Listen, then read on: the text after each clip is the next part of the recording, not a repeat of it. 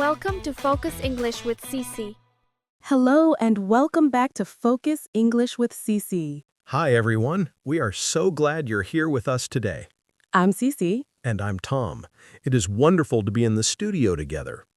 If you are learning English and want to reach fluency, you have found the right place. We know that learning a language is just about memorizing words. It is about listening to how people really talk to each other. Today, we're diving into a topic that everyone experiences, no matter where you live. We are going to talk about those days when you feel tired, stressed, or overwhelmed, and how to talk about it in English. It is a very important topic, but sometimes it is hard to find the right words to describe it. But before we get started, we have a small request. If you like our channel and want to support us, please take a second to click that subscribe button and like this video right now. It really helps us out, and you won't miss any of our lessons. Thank you so much for your support. Now, let's jump right in.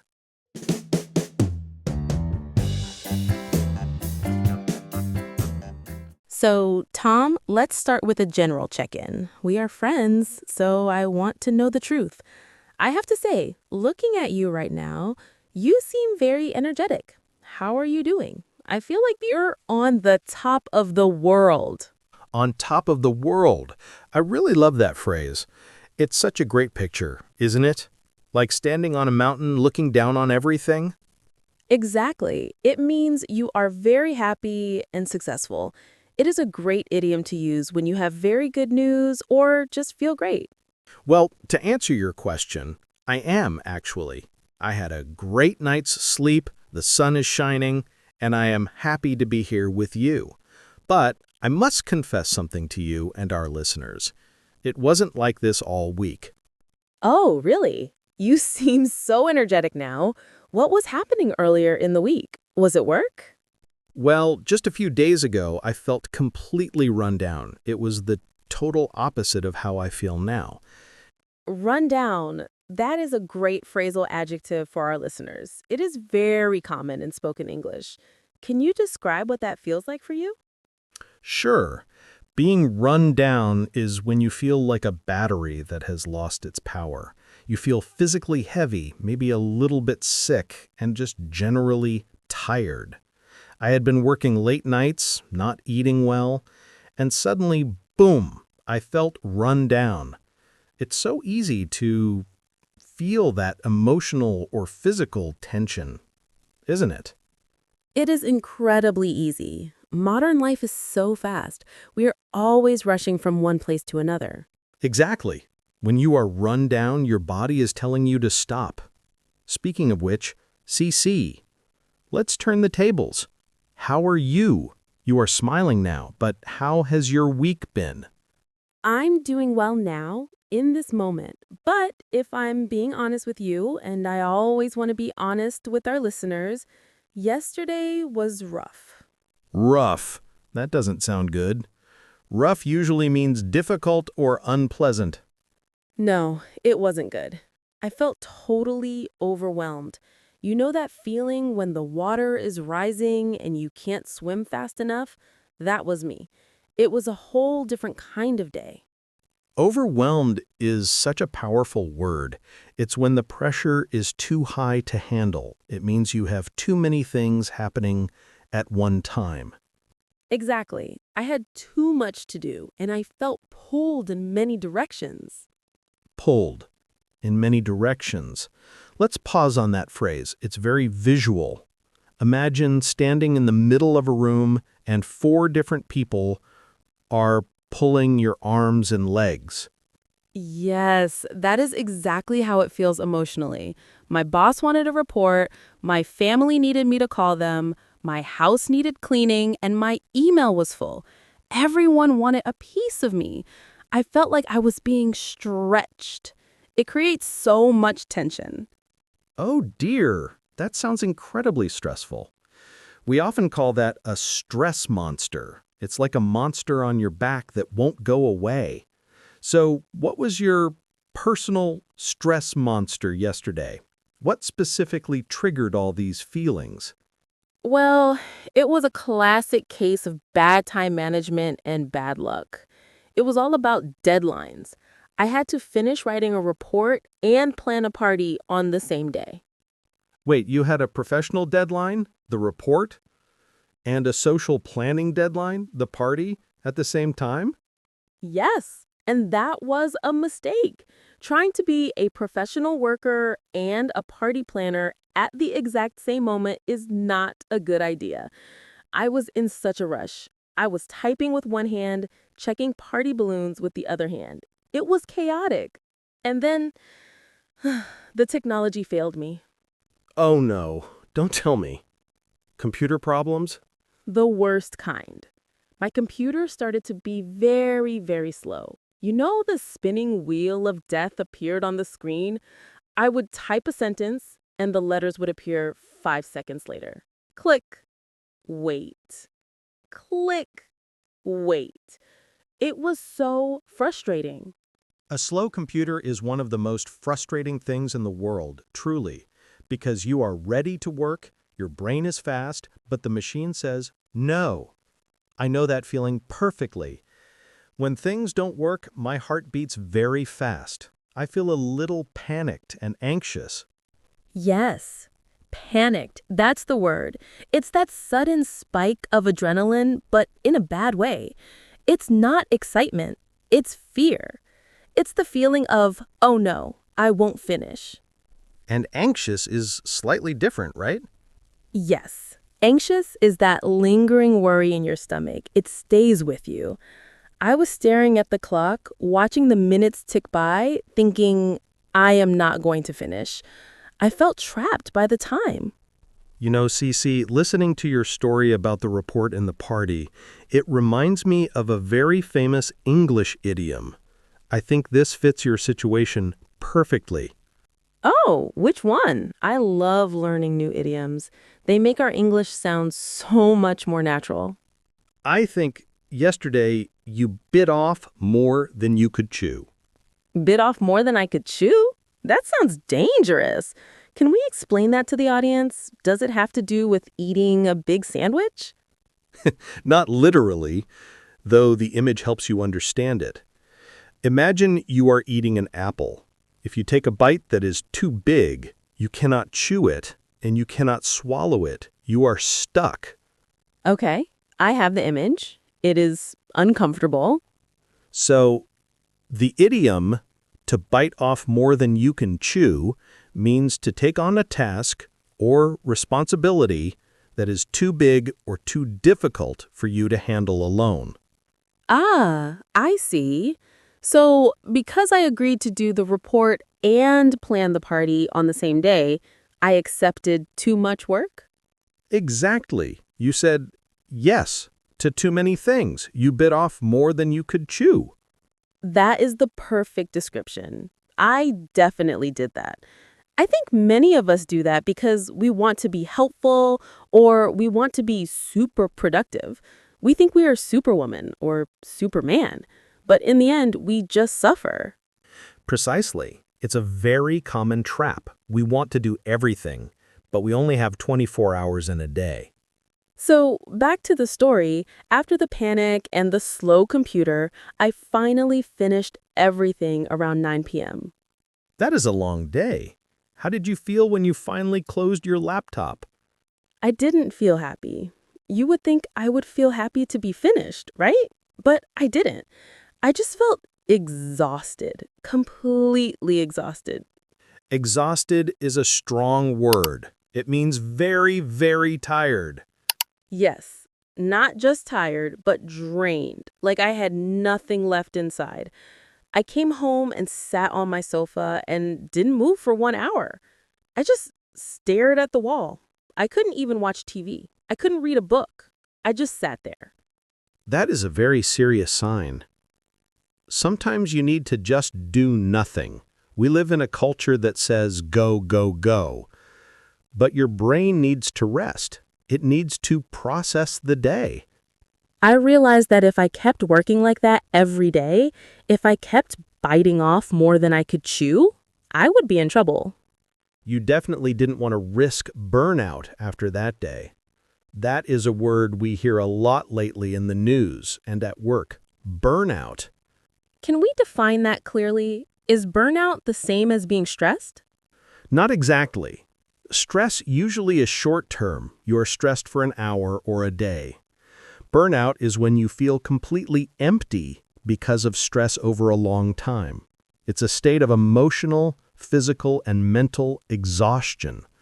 When you are burned out, you lose interest in your job, you feel cynical, and you feel like you can't accomplish anything. It sounds scary. It's like the battery isn't just empty, the battery is broken and won't recharge. Exactly. So we have to be very careful to prevent that. So, Tom, let's talk about solutions. You seem to have a good handle on this. You seem very calm. What do you do to manage all those things? We all have triggers. My biggest problem is loud noise. Noise? Yes, when there's too much noise, traffic outside, construction work, loud music, people shouting, I can't think. It creates instant stress for me. My brain shuts down. Sensory overload is very real. For me, when the world feels chaotic and loud, my secret is to always make a list and prioritize. Prioritize. That is such a key vocabulary word for business and life. It is. To prioritize means deciding the order of importance. I look at everything I have to do, then I ask myself, what must happen today? What is the number one thing? And what can wait until tomorrow? That is smart because usually we try to do everything at once. And then what do you do with the really big tasks? I try to break big tasks into small steps. I love that approach. Can you give an example? Think about it. If I say, write a book, that is scary. That creates stress. It feels impossible. But if I say, write one page, that is easy. Or even write one sentence. Small problems are easier to solve, right? Absolutely. It tricks your brain into feeling calm. It makes the mountain look like a small hill. Like you, I need to manage my time better. But I also try to focus on my mindset. Mindset is crucial. How you think changes how you feel. I try to think positively. I try to say, I can do this, or this will be okay. But, sometimes I can't achieve the aims I set. Sometimes, despite my best efforts, I fail to finish the list. And that brings us to a philosophy lesson, CC. Hey, listen to me. Sometimes positive thinking is not about perfection, sweetie. Don't aim for perfection, but I want everything to be perfect. No, perfection causes stress. It must be that you can accept everything you don't expect. Life is unpredictable. The train will be late. It will rain on your picnic. The computer will be slow. So we have to roll with the punches. We have to be flexible. Exactly. Accept everything you don't expect. If you fight reality, you lose. If you accept it, you can handle it. And most importantly, if you have any problems, don't forget to share them with us or with your friends. That connection is so important. We are friends, and friends always help each other. Keeping stress inside is like shaking a soda bottle. Eventually, it explodes. Talking lets the pressure out. Thanks for your advice, Tom. Talking to you now is making me feel better. Thanks for reminding me that laughter is the best medicine. Ah, a classic proverb. Laughter is the best medicine. But is it scientifically true? Actually, yes. Studies show that laughter releases endorphins, the feel-good chemicals in your brain.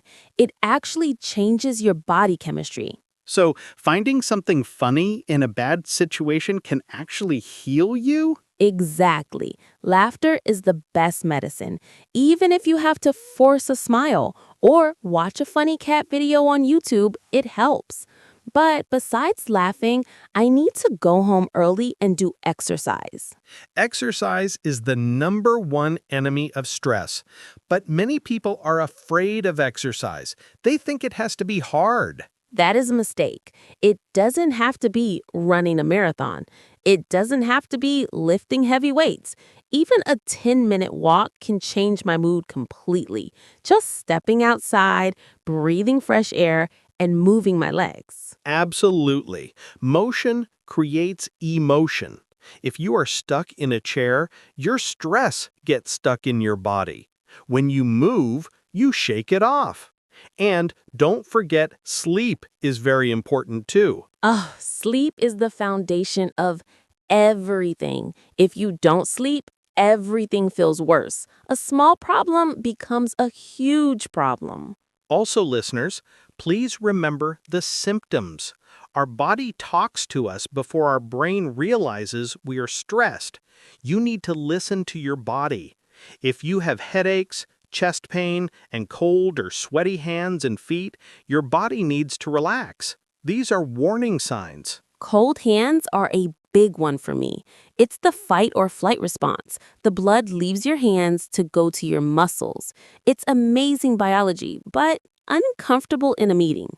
If your hands are cold, take a break. Cece, we are talking a lot about exercise and releasing that tension. This brings another perfect idiom to mind that fits this topic. Oh, tell me. When you're feeling that pressure, like you are angry or full of energy, you need to blow off steam. Blow off steam? That sounds like a tea kettle or an old train. Exactly. Think of an old steam engine or a boiling pot of water. If the pressure inside gets too high, it explodes. So the machine has a valve to let the steam out safely. So what does it mean for a person? We don't have valves. To blow off steam means to do something active or intense to get rid of strong feelings like anger, stress, or excess energy.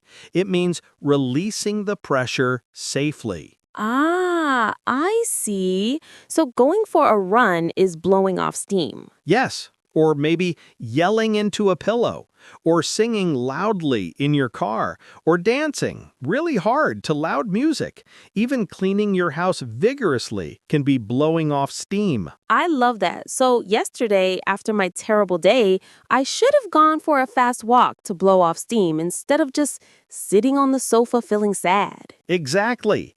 Getting that energy out is usually better than keeping it in. This conversation has been so therapeutic for me, Tom. We have covered a lot of ground today. So let's list our methods again for our listeners.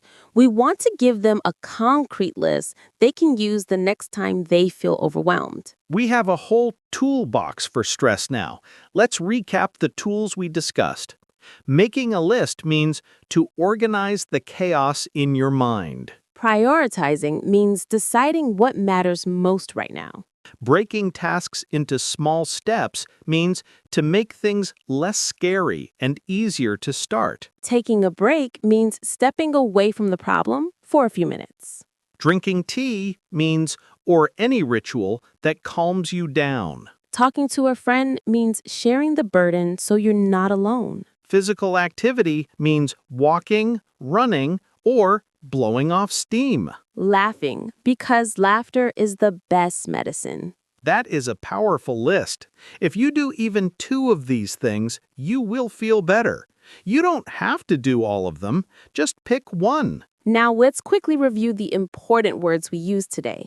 Building your vocabulary is the best way to express your feelings accurately. Okay, listeners, listen closely to the pronunciation and the meaning. Repeat after us if you can.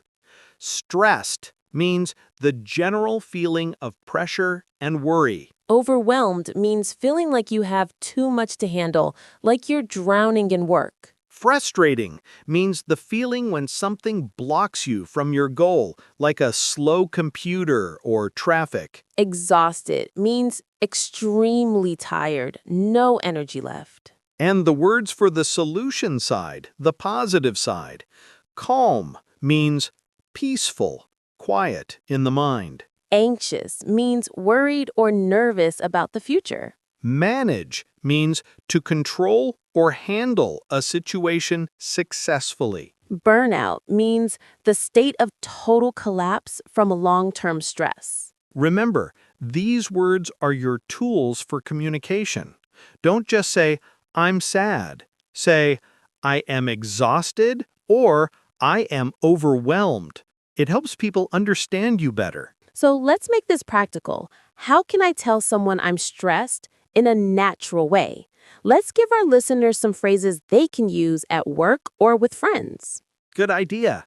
If you're at work and you want to be professional but honest, you can say, I'm feeling a bit stressed at the moment, or I'm under a lot of pressure right now. These are polite ways to say, back off. Those are good. What if I want to sound more casual? Maybe talking to my brother or my best friend. You can say, I have a lot on my mind right now. This means you are thinking about many problems.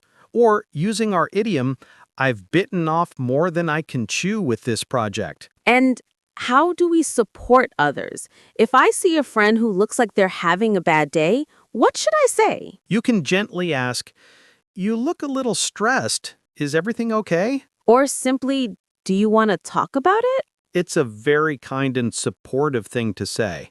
Often, people just want to be heard. They don't need you to fix the computer. They just need you to listen to their frustration. Absolutely. Listening is a superpower.